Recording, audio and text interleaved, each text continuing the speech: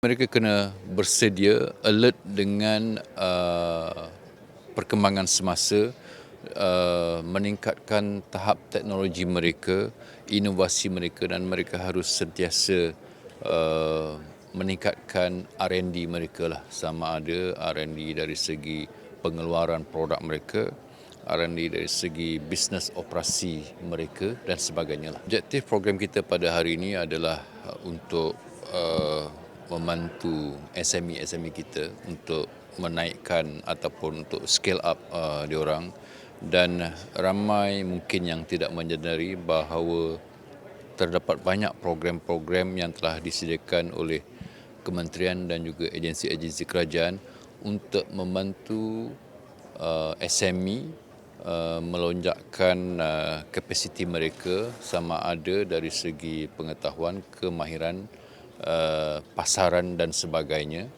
Dan usaha-usaha ini dibuat untuk membantu SME di negeri Selangor khususnya mendempani cabaran-cabaran di peringkat tempatan dan juga di peringkat global. Pengetahuan dari segi kemahiran mereka dan juga pengetahuan dari segi market access ataupun pasaran lah, dan juga meningkatkan produktiviti mereka serta kualiti produk mereka. Ya. Jadi program-program sebegini diadakan adalah bertujuan supaya mereka lebih terdedah kepada cabaran-cabaran semasa dan bagaimana mendepani cabaran tersebut dan mengatasi masalah tersebut dengan bantuan daripada agensi-agensi kerajaan. Agenda sebenarnya adalah bagaimana ekonomi itu dapat dirasai oleh semua masyarakat, lapisan masyarakat.